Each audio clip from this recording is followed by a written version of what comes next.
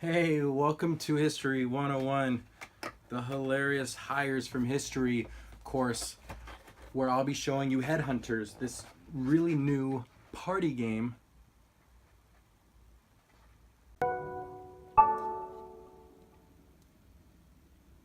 that plays best with 4+ players. To keep it simple, playing as an employer to a job listing, look at your historical candidates given by all of your opponents and decide who gets the job and how much you will pay them. This can happen in 20 minutes or less by reaching $1 million or by rotating around the table twice. The game has an apples to apples judge style mechanic which can be played in a party setting or even a family setting because it's very safe for work and accessible. Let's see it.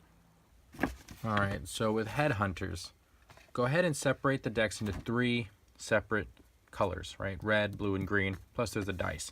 Now what I'm going to go ahead and do in this example is just give you a demonstration of 1 round. So everyone starts off with 3 of the historical figure cards in their hand. Okay. What a judge will do is draw a position. He will roll the dice, which in this case I rolled a 4, to show you how many salary cards he's going to give out this turn. So now I have all these salaries laid out. We're looking at, 80K, 80K, 90K, 100K. So what they will all do, and I'll do this one card, I will play as this player, is I'll look at all my characters and be like, okay, who's the perfect beekeeper here? Okay, Confucius was a teacher, public administrator, professional baseball icon with Babe Ruth. Cleopatra was a queen, politician. Eva Peron was an actress, also First Lady of Argentina. Spiritual leader of the nation. She's very spiritual, and you know what? So are bees, right? So this is going to be my character, right? And then this player is going to go, and this player goes, and this player goes. Now, so the judge will take all the cards, shuffle them up so nobody knows who is who, and just kind of start laying them out. Like, all right, got Eva Peron. We have Joan of Arc. Oh, that's fantastic. Wow. Galileo, the astronomer, and Mr. Ben Frank. Okay. Now, I need to apparently have to employ all of them because I rolled a 4. Now, if I would have rolled a 2 or 3, I only have to employ. If I rolled a 2 or 3, I'd only have to employ 2 or 3. But I rolled a 4, so I have to employ all of them. Now, who do I think would be?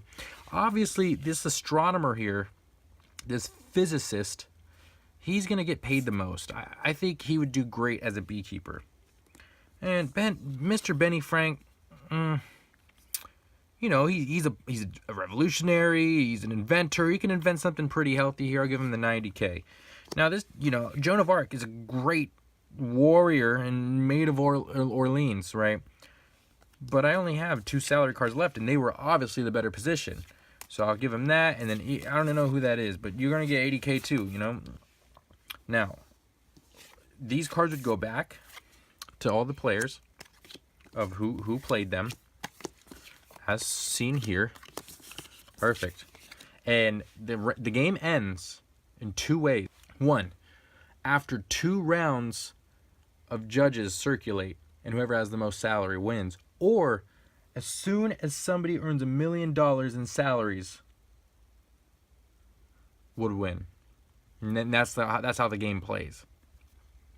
What I like, and I'm gonna go ahead and say that I might not be the only one here who agrees, I love that this game has no dirty humor for the first time ever.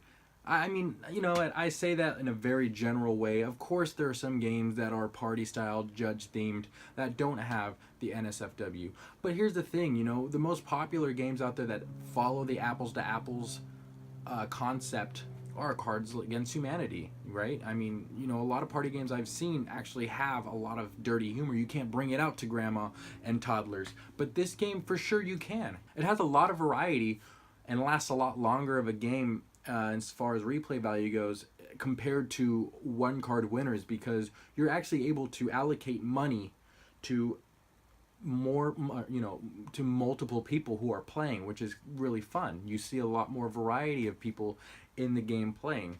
and a lot more interaction is happening.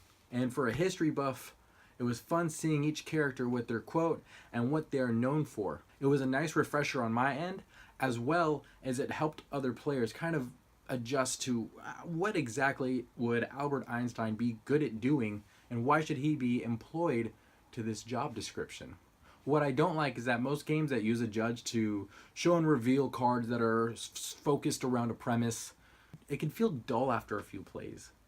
While I love the game, again, I'm a huge history buff, a lot of the games were actually pretty random strangers to me, and a lot of the players I have played with aren't as into history as I am, and even they didn't know who some of these characters were. So sometimes when we'd be playing, we already knew that the most memorable player or the most memorable historical figure would probably win money over the stranger who nobody knows has ever existed. The verdict to me is this is another judge-style party game that adds multiple winners, winning at different salaries to create the difference from some of the single winner Cards Against Humanity clones. Man, that took 4 to 5 times to say that. I just cut them all, but it really did take that long. It's fun for history buffs and great for families. It could be played fairly quickly and doesn't take long to learn or play. If you're looking for a new party game that's safe for work and families and has history involved, this may potentially be your game.